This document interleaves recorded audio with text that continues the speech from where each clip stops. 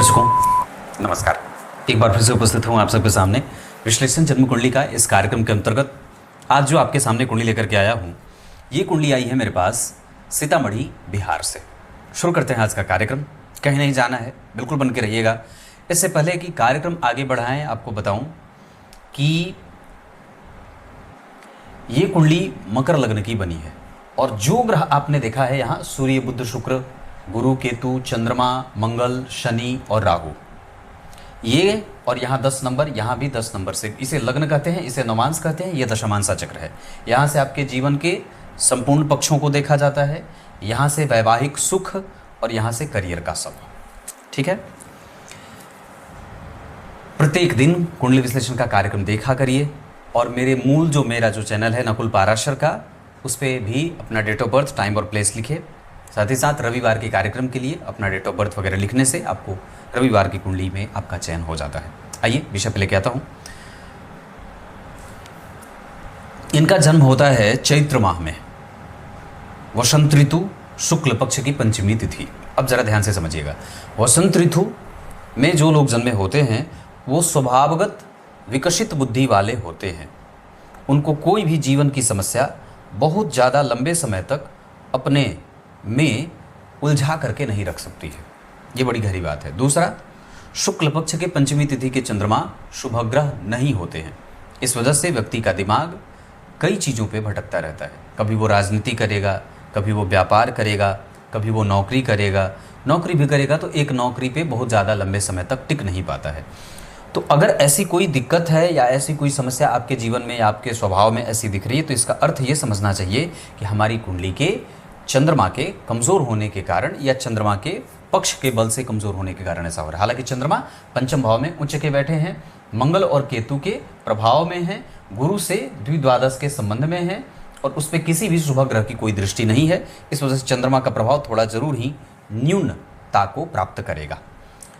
रविवार को जन्मे हैं, पित्ताधिको अति चतुरस तेजस्वी समर प्रिय दाता दानो महोत्साही सूर्यवारो भवेन्नरः। शास्त्र कहता है ऐसे लोग जो रविवार को जन्मे होते हैं वो दाता होते हैं, दानी होते हैं और बलवान होते हैं।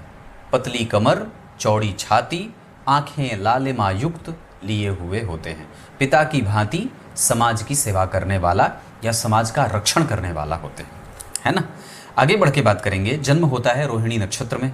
रोहिणी नक्षत्र बड़ा सुंदर नक्षत्र है ना। रोहिणी मैया, रोहिणी नक्षत्र में जो लोग जन्मे होते हैं उनको ब्रह्मदेव की उपासना करनी चाहिए। ओम ब्रह्मणे नमः, इस मंत्र का जप व्यक्ति को प्रत्येक दिन कम से कम 108 बार करना चाहिए। कुशा के ब्रह्मा जी की मूर्ति बना करके, आकृति बना करके उनकी पूजा करनी चाहिए। और वैसे जो लोग रोहिणी नक्षत्र में जन्मे होते हैं उनके कारोबार में प्रायः थोड़े बहुत उत्थान पतन के योग देखने को मिलते हैं या उसका कारोबार थोड़ा बहुत बदलता सा रहता है। इतना ही नहीं, उसके दाम्पत्य में कमज़ोरी होती है, माता का स्वास्थ्य कमज़ोर होता है। माता के स्वभाव में तो कोई ऐसी रुग्णता नहीं है पर स्वास्थ्य रुग्ण रहता है, उसको लेकर के व्यक्ति को चिंताएं होती हैं और ये बात मैं आगे भी बताऊंगा। तो ये बात मैंने रोहिणी नक्षत्र को कही। अगर हो सके तो चिरचीटे की जड़, आपको आपामार्ग जिसको बोलते हैं, वो कहीं से मिल जाए तो उसको उखाड़ करके रविवार के दिन उसको धो धा करके गंगाजल से और उसको उसकी पूजा करके इसी ब्रह्मणे नमः, ओम ब्रह्मणे नमः इस मंत्र का जप करके और उसके बाद उसको गले में धारण कर लीजिए, चांदी के ताबीज़ में भर करके या कपड़े में बांध करके भी, लाल रंग के कपड़े में उसको गले में धारण कर सकते हैं। शनि आपकी कुंडली में लग्नेश होते हैं। पंचांग में और भी बातें बताऊंगा। वैश्य वर्ण और मनुष्य गण होगा आपका। इस वजह से व्यक्ति व्यापारी किस्म का होता है, अपने लाभ और हानि को लेकर के बड़ा ही सजग रहता है। वैश्य वर्ण के होने के कारण संतुलन बनाता है और खाओ पियो मस्त रहो के सिद्धांत पे काम करने वाला होता है। मनुष्य गण के होने के कारण व्यक्ति में दयालुता भी है, क्षमा भी है, परोपकार भी है, कुंठा भी है, डिप्रेशन में भी जाता है, नुकसान भी होता है जीवन में और आगे भी बढ़ता है। मतलब ऐसे कुछ जीवन की गति आगे बढ़ती है। कुंडली पे लेके आते हैं। इससे पहले की बात बताएं, यहाँ पे जो ग्रह जैसे बैठे हैं, चलित चक्र में कोई भी ग्रह आपकी कुंडली में बदल नहीं रहे हैं। ये एक अच्छी बात है क्योंकि ग्रहों का क्रमशः बदलना या चरित्र चक्र में ग्रहों का बदल जाना कुंडली के प्रभावों को कमजोर कर देता है। जबकि अगर हमारी लग्न कुंडली की स्थिति बदलाव वाली नहीं होती हो, मतलब हमारी कुंडली के ग्रह नहीं बदलते हो चलित चक्र में, तो उससे हमारी कुंडली को मजबूती मिलती है। इससे भी ज़्यादा मजबूती इस बात से मिल जाती है कि यहाँ पे भी 10 नंबर लिखा है, यहाँ पे भी 10 नंबर लिखा है।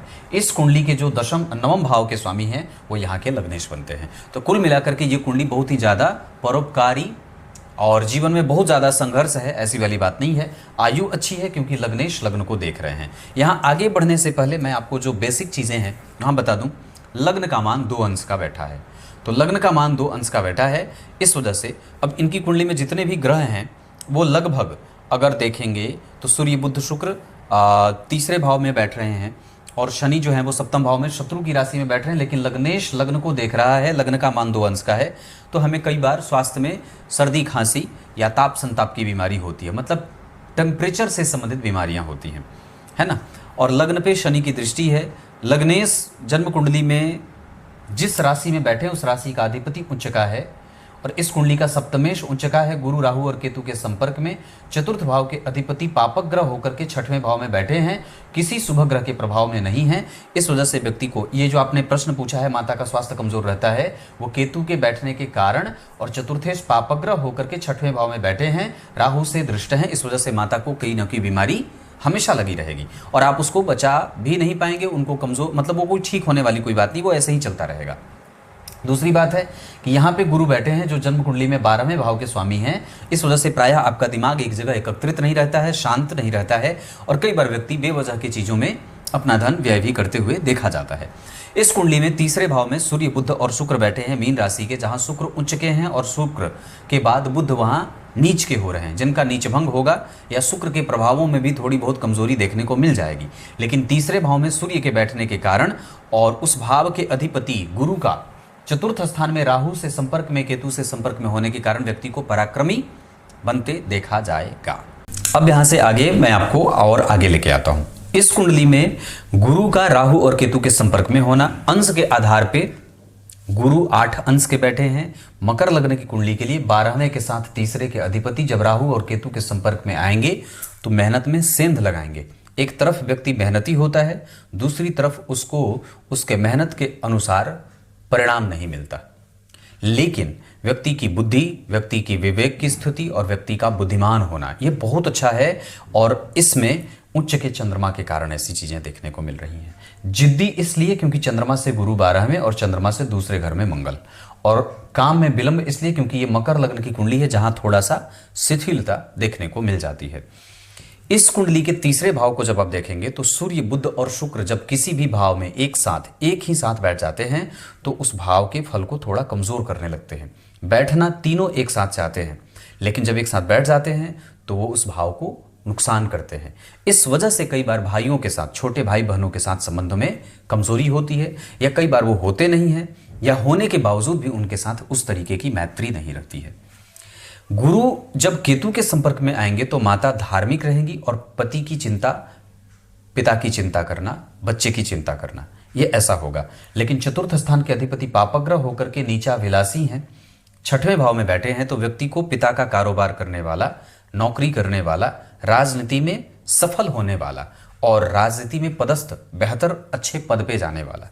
इसके अतिरिक्त यहाँ जो ये स्थिति बनी है, मंगल और गुरु की संबंध की स्थिति बनी है, मंगल जो जन्म कुंडली में 6वें भाव में बैठे हैं, इस वजह से माता और पिता के बीच में मतभेद होता है और कई बार उसके माता की संपत्ति, पैतृक संपत्ति का सुख उसको रहते हुए भी प्राप्त नहीं होता है। ये ऐसी अवस्था में कि कई बार वो उसको लेकर के बहुत ज़्यादा ऑप्टिमिस्टिक नहीं होता है या उसको लेकर के वो बहुत ज़्यादा उसमें इन्वॉल्वमेंट उसकी थोड़ी कम होती है, वो थोड़ा स्वतंत्र होता है। पंचम भाव की स्थिति जन्म कुंडली में ठीक बैठी है, यहाँ से आपको संतान, बुद्धि, ज्ञान, धन, अच्छी आयु, अच्छे विचार, बिल्कुल ही हृदय सपाट है, कोई ऐसे गंदगी नहीं है, किसी को गलत सलाह नहीं देना है, धर्मज्ञ है, अनुभवी है और ज्योतिष में, धर्म में, शास्त्र में, पुराणों में, संस्कृत में, इन सभी चीज़ों में, धर्म में, इन सभी चीज़ों में उसकी रुचि अच्छी होती है। यहाँ से व्यक्ति का दाम्पत्य अच्छा होता है, प्रेम विवाह के कई बार योग भी बन जाते हैं। छठवें भाव में मंगल किसी भी वर्ग चार्ट में कभी भी बुरे परिणाम नहीं करते हैं। इस वजह से व्यक्ति के पास चाहे यहां चतुर्थ स्थान के अधिपति छठवें में बैठेंगे तो कोई ना कोई शत्रुता बनी रहेगी, शत्रुओं के कारण नुकसान भी होगा मंगल की दशा में। लेकिन चंद्रमा के पंचम भाव में बैठने के कारण और छठवें भाव में मंगल का कुछ अच्छा परिणाम यह मिलेगा कि व्यक्ति डरता नहीं है विपरीत परिस्थितियों से, वो दम लगा करके उसके मुकाबले के लिए तैयार रहता है। सप्तम भाव में शत्रुग्रही शनि बैठे हैं जिसके कारण कभी कभी पत्नी का स्वास्थ्य कमजोर होता है। और छठवें भाव में मंगल इस भाव के ठीक पीछे नीचा विलासी हो रहे हैं। इस कारण से व्यक्ति के जीवन में अगर पत्नी दुश्मन बन जाएंगी, शत्रुता उनसे करते हैं तो बड़ी ये नुकसान की बात हो जाएगी, क्योंकि यहाँ पे भी चंद्रमा और गुरु बैठे हैं। इस वजह से इस कुंडली का दाम्पत्य ठीक है, पत्नी का स्वास्थ्य थोड़ा बहुत गैस्ट्रिक्स अनियमित दिनचर्या के कारण या गैस पेशेंट होने की स्थिति बन रही है। यहाँ पे शनि बैठे हैं जल तत्व की राशि में, वायु और जल का कोई संपर्क होता नहीं है, इस कारण से कई बार परेशानी हो रही है। यहाँ पे मंगल जो बैठे हैं वो भाव का प्रभाव बढ़िया बना रहे हैं। यहाँ गुरु और चंद्रमा का संपर्क ठीक है। लग्न में सूर्य बैठे हैं, छठवें भाव में 6 नंबर की राशि में केतु का प्रभाव बढ़िया है। 2 परम मित्र शनि वर्गोत्तम लग्न की कुंडली में बहुत अच्छी स्थिति बनी है कि यहाँ पे 12 नंबर में बैठे थे बुध, यहाँ 4 नंबर में बैठ रहे हैं। इस वजह से वो अपने से त्रिकोण में बैठे हैं, 5 घर आगे बैठे हैं। इस वजह से बुध में शनि की अंतर की दशा बहुत अच्छी जाएगी और अभी जा भी रही है, जो 2027 के 5वें महीने तक चलेगी। मन को शांत रखिए, बहुत ज़्यादा अपने आप को मन लगा करके काम करेंगे तो आपको सफलता मिल जाएगी नौकरी वगैरह में, और राजनीति में तो ये कुंडली बहुत आगे जा सकती है। इसके अतिरिक्त इस कुंडली का जो अभी सबसे अच्छा पक्ष अभी जागृत होगा वो 2028 से भी जागृत होगा। उसके बाद आपकी कुंडली में अभी तो शनि की दशा ही चल रही है, लग्नेश लग्न को देख रहे हैं, लग्न का मान और लग्नेश का मान 2 अंशों का बैठा है। तो जो 2 अंशों के गुरु जो शनि बैठे हैं, इस वजह से कई बार इनके प्रभावों में कमजोरी होती है। इसके कारण कई बार पत्नी का स्वास्थ्य कमजोर हो, नियमित दिनचर्या पालन नहीं होती है। हालांकि शनि बैठे बहुत अच्छे हैं भाव के आधार पे, गुरु यहाँ भाव के आधार पे ठीक बैठे हैं। इतनी सारी चीजें। नवमांसा कुंडली में लग्न के अधिपति लग्न को देख रहे हैं, लग्न कुंडली में लग्न का अधिपति लग्न को देख रहा है। लग्नेश लग्न को, लग्नेश लग्न को, यहाँ 2 परम मित्र इस भाव के अधिपति गुरु के साथ जो जन्म कुंडली के 12वें के अधिपति, 12वें और 7वें के अधिपति एक साथ बैठे हैं 6ठवें भाव में। इस वजह से ठीक है, मैं वहां पे कमजोर नहीं कहूंगा। यहाँ पे सूर्य बैठे हैं जो अष्टम भाव के अधिपति होकर के बैठे हैं, शनि से दृष्ट हैं। आयु तो अच्छी रहती है पर ससुराल वालों के साथ थोड़े बहुत संघर्ष की स्थिति को भी देखना पड़ता है। यहाँ मंगल के साथ बुध बैठे हैं, मंगल जन्म कुंडली में लाभ के अधिपति हैं, बुध जन्म कुंडली में 6ठवें के अधिपति के साथ भाग्य के अधिपति। इस वजह से ससुराल वालों के पास धन अच्छा रहता है पर वो एग्रेशन वाले होते हैं।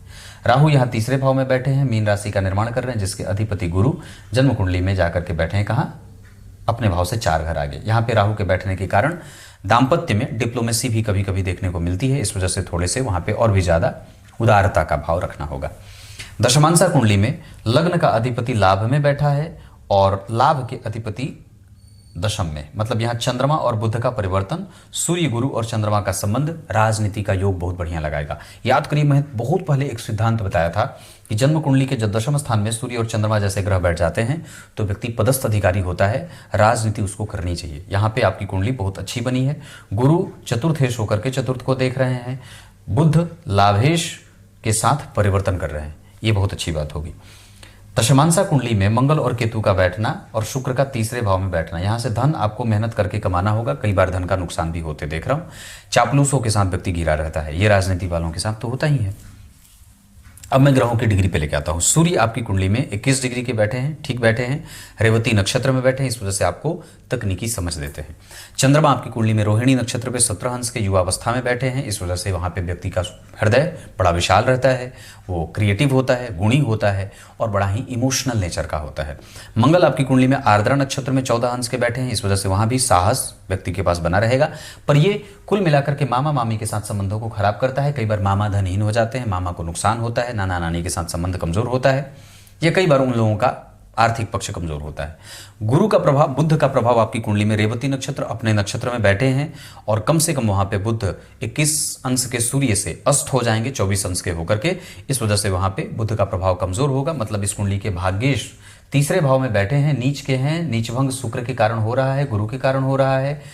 इस वजह से भाग्य तो ठीक है पर फिर भी संघर्ष तो बनेगा, क्योंकि अस्त है ग्रह और तीसरे भाव में बैठा है तो भाग्य भाव का स्वामी जब 12 में चला जाए, दूसरे चला जाए, तीसरे चला जाए, छठवें चला जाए, 8वें चला जाए, तो भाग्य भंग योग लगा देता है, जिसके कारण कई बार व्यक्ति का कम्युनिकेशन, वाणी का प्रभाव और कम्युनिकेशन पे थोड़ा ध्यान देना चाहिए, अपनी वाणी को और भी ज़्यादा गंभीर बनाना चाहिए, गंगणपतये नमः का जप करना चाहिए। ये सब आवश्यक बातें होंगी। इसके अतिरिक्त लाजवर्त आपको तुरंत ही धारण करना होगा, जितनी जल्दी हो सके। चतुर्थी का व्रत भी आप शुरू कर सकते हैं, गुरुवार का व्रत भी कर सकते हैं, रविवार को नमक का सेवन, नमक का दान आदि करना चाहिए। रविवार को फल का सेवन करिए, गाय की सेवा करिए, जितना ज़्यादा हो सके अपने ठाकुर जी के मंदिर की पूजा आराधना आवश्यक है, किसी मंदिर में जाकर के करिए। इसके बाद अगर मैं गुरु की बात कर रहा था, तो गुरु अश्विनी नक्षत्र में 8 अंश के बैठे हैं। शनि और राहु का प्रभाव है, मंगल का भी प्रभाव है गुरु के ऊपर। इस वजह से हमें अपने गंभीरता को बढ़ाने के लिए अपने व्यय पे नियंत्रण रखना होगा, गलत जगह पे व्यय नहीं करना चाहिए। इसके साथ साथ अगर हो सके तो आप टेंडर लेने का काम, सरकारी नेताओं से जुड़ करके काम भी आप कर सकते हैं। गुरु चतुर्थ स्थान में बैठ करके दशम स्थान को देख रहे हैं, जो जन्म कुंडली के 12वें भाव के अधिपति हैं। राजनीति वगैरह में गुरु का सहयोग रहेगा। आप न्यायप्रिय हैं, क्योंकि गुरु के ऊपर शनि की दृष्टि है, तो इस वजह से व्यक्ति कम से कम न्यायप्रियता के साथ आगे बढ़ता। व्यापार भी आप कर सकते हैं, टेंडर लेने का काम, जज वगैरह बन जाए व्यक्ति, उनके साथ जुड़ करके कोई काम करना हो, न्यायालय के आसपास में कोई दुकान खोल दे तो बहुत अच्छा रहेगा। राशियां वृष और कन्या की बहुत अच्छी रहेंगी। अंक 1 बहुत अच्छा रहेगा। रंग नीला और हरा बहुत अच्छा रहेगा। नक्षत्र के आधार पर रेवती, भरणी, अश्विनी, रोहिणी, आर्द्रा, पुनर्वसु, स्वाति, ये नक्षत्र अच्छे रहेंगे। इसके साथ साथ दिन के हिसाब से मंगलवार और शनिवार का दिन बहुत अच्छा है। इस कुंडली के हिसाब से शुक्रवार का दिन भी बहुत अच्छा रहेगा। शुक्रवार सबसे अच्छा रहेगा, शनिवार दूसरे नंबर पे, मंगलवार तीसरे नंबर पे काम करने के लिए। धन कमाने के लिए दिशा के आधार पर अगर बात करते हैं तो आपको दक्षिण और पूर्व की दिशा की तरफ जाना चाहिए। इतनी सारी चीजें। अब आते हैं बात दशाओं पे करते हैं। अभी शनि की दशा चल रही है, हमें अपने दिनचर्या को ठीक रखना होगा। साथ ही साथ नियमित दिनचर्या के साथ आलस्य पे काम करना होगा और फल की चिंता किए बगैर अपने काम पे लग जाना चाहिए। इस शनि के साथ अगर मैं आगे विभिन्न ग्रह के अंतर्दशा या विभिन्न ग्रहों की महादशाओं पे चर्चा करूं, तो शुक्र की दशा में हमारा व्यय बढ़ सकता है पत्नी के स्वास्थ्य पे।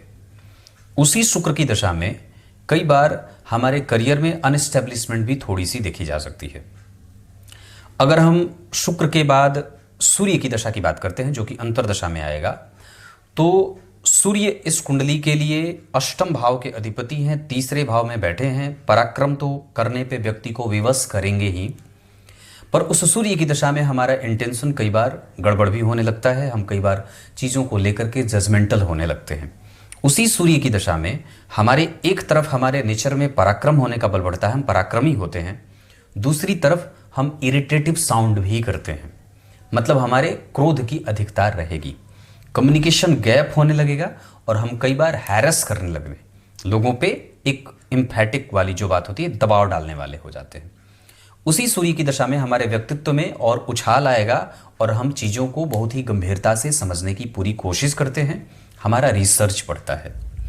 चंद्रमा की दशा जो आएगी वो इस कुंडली के सप्तम भाव के अधिपति हैं, दाम्पत्य भाव है, पंचम भाव में उच्च के बैठे हैं, गुरु के साथ द्विद्वादश, मंगल के साथ द्विद्वादश में हैं।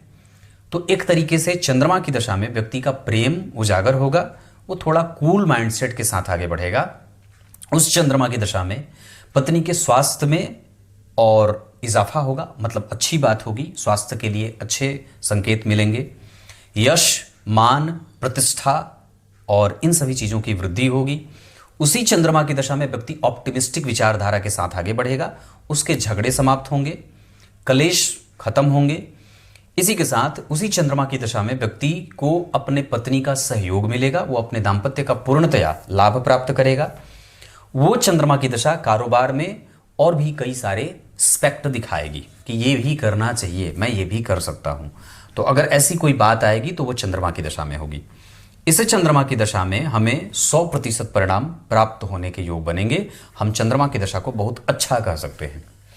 उसके बाद आएंगे शनि में मंगल या मंगल का अंतर या मंगल की दशा जब कभी भी इस कुंडली में रहे, तो इस कुंडली में मंगल की दशा में व्यक्ति के पैसे अटकेंगे, वो थोड़ा कठोर बोलेगा। हालांकि एक तरफ उसकी क्रिएटिविटी बढ़ेगी, धन के प्रति, सुख के प्रति उसकी लालच और इच्छा, महत्वाकांक्षा बढ़ेगी।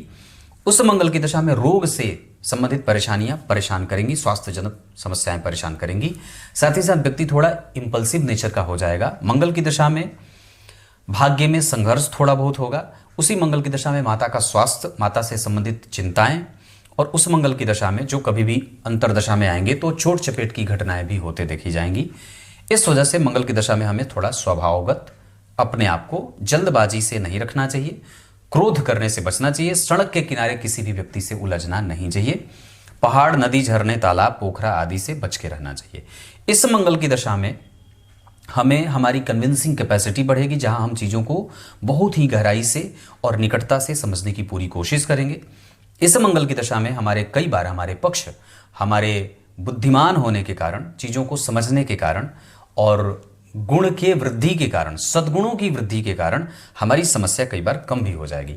पर हाँ, इतनी बात तो जरूर है कि इसमें कुछ अनवांटेड चीज़ें हमारे जीवन में आएंगी और जो हम स्वीकार करेंगे या कई बार उसका हम विरोध करेंगे।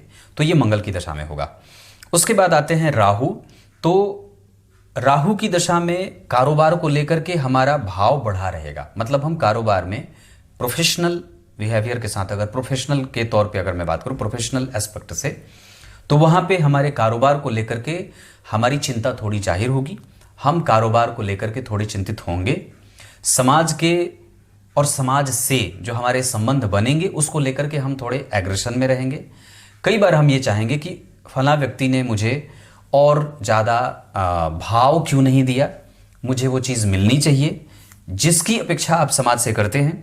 अगर वो नहीं मिलता है तो फिर आपको उसमें क्रोध आता है। इसके साथ साथ अगर राहु की दशा में देखें तो हमारी बुद्धि में भ्रम की स्थिति पैदा होगी। हम सत्य और असत्य के बीच के अंतर को पता लगाने में हमें दिक्कत होगी। उस राहु की दशा में पैतृक संपत्ति को लेकर के विवाद हो सकता है। घर में थोड़े बहुत कलह के वातावरण बन सकते हैं। प्रैक्टिकलिज्म बढ़ेगा और इम्यून कमजोर होगा। रोग भाव पे उनकी दृष्टि है, इस वजह से उस राहु की दशा में हम कई बार निर्दयी भी हो जाएंगे, तो कोई संशय वाली बात नहीं है। उस राहु की दशा में हमारे दिमाग में बहुत सारे प्रश्न बनेंगे जिसका उत्तर शायद हम ना ढूंढ पाएं, या उस उत्तर को समझने के लिए किसी के सहायता की आवश्यकता पड़ सकती है। उस राहु की दशा में करियर को लेकर के जो चीज़ें चलेंगी उसमें बहुत सारे भ्रम बनेंगे। मतलब व्यय को लेकर के, रिस्पॉन्सिबिलिटी को लेकर के, लायबिलिटीज बढ़ जाती है, चीज़ों को लेकर के बहुत सारा सफोकेशन होता है जो कि राहु की दशा में होगा।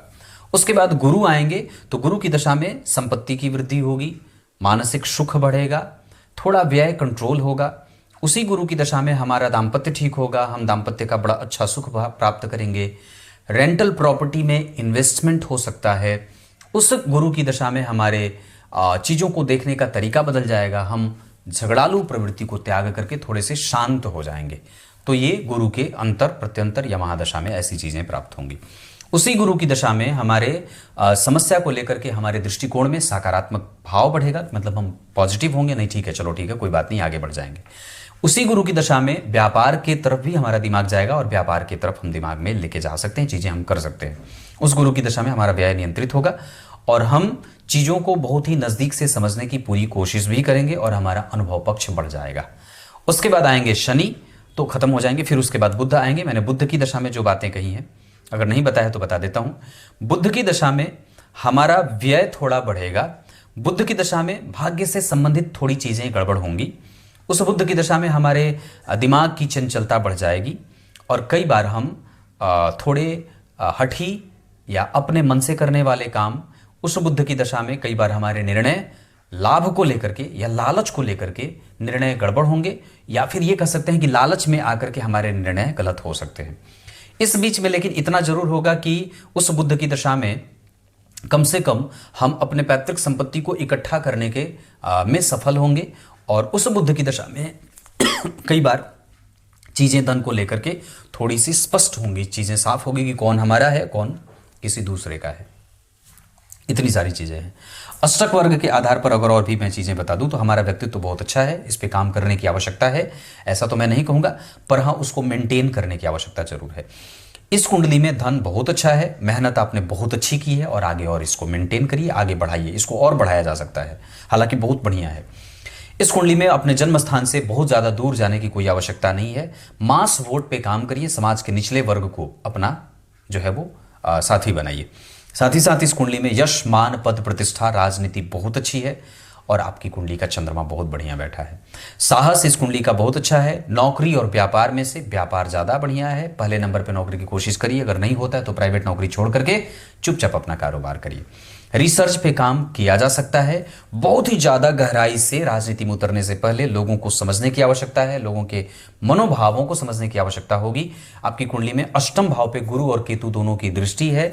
अष्टमेश जन्म कुंडली में तीसरे भाव में बैठे हैं, गुरु की राशि में, मित्र के साथ तात्कालिक मैत्री में, जल तत्व की राशि में बैठे हैं, अग्नि तत्व के ग्रह होकर के। इस वजह से हमें सबसे ज्यादा समाज के निचले वर्ग के साथ अपना संपर्क अच्छा बनाना होगा। और आप एक बात याद रखिए कि आप जो चाहते हैं वो कर सकते हैं, क्योंकि कुंडली में शनि लग्न को देख रहे हैं। आप शनि से ही प्रभावित हैं, लग्न से प्रभावित है। आपका लग्न लग्नेश बलवान है, क्योंकि लग्नेश लग्न को देख रहा है। आप न्याय करेंगे, कभी भी किसी के साथ आप अन्याय नहीं करेंगे, क्योंकि आपकी कुंडली में गुरु के ऊपर शनि की दृष्टि है। आप राजनीति में बहुत अच्छा जा सकते हैं। आपका दिमाग बहुत विस्तृत पक्षों को अध्ययन में शामिल करने वाला है, या फिर बहुत सारे चीज़ों को देखने वाला है। क्लियर है? कुछ इसी तरीके से आज के इस कार्यक्रम का समापन करते हैं। तब तक के लिए बहुत बहुत नमस्कार।